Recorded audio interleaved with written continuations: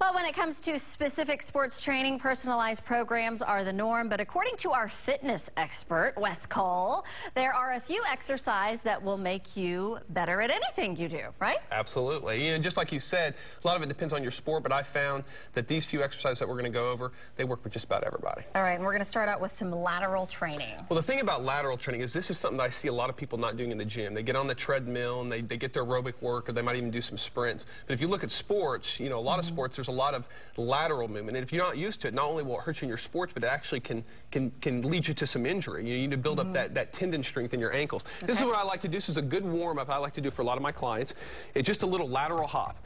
Moving to the side, it gets your nervous system prepared for moving sideways. It builds a little tendon and ligament strength. It really kind of gets you used to moving laterally. Thank you, Beth. That's very good. But you know, but even if you're a long-distance runner, you know, moving out of an obstacle or something, if you're not used to moving to the side, that's what happens to a lot of people. They twist their ankles, so you need to be prepared for it. All right, what's rotational training? Well, rotational training is another thing that's very, very sport specific. So the thing about it is you have to twist. You need to kind of simulate that in the gym. Beth, come on out here. She's going to demonstrate one of my favorite rotational exercises called a wood chop.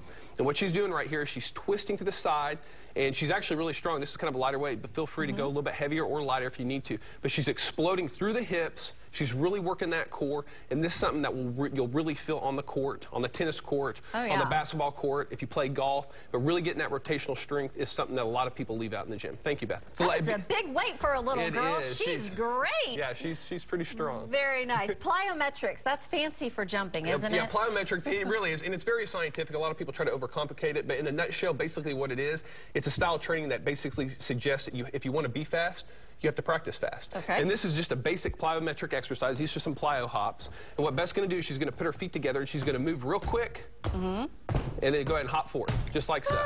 And then doing that a couple of reps. There we go. Excellent, Beth. Thank you.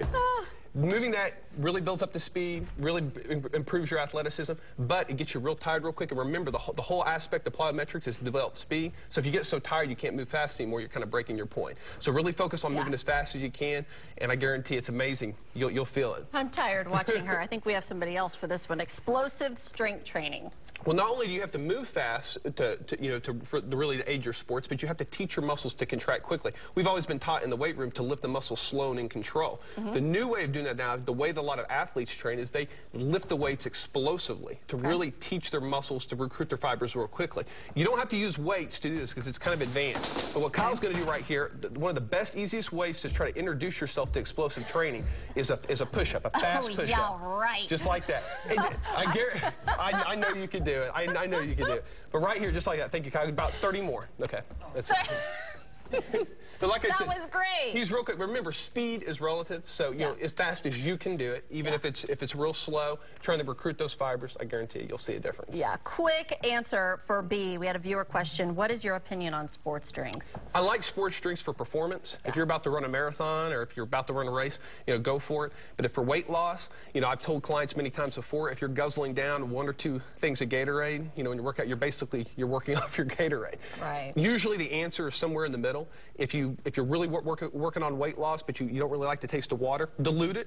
That's what a lot of the professional athletes do. So that way you kind of flavors your water a little bit, but you don't get all the sugar and all the calories. Count. So. Thank you, Wes Cole. And if you'd like a question, if you'd like Wes to answer a question of yours, by the way, go to the weekend morning section of KJRH.com. Click on habitual health or call Wes. He's at 918-749-0960. His gym is on 46th east of Sheridan. Thank you, Wes. Over to you, George.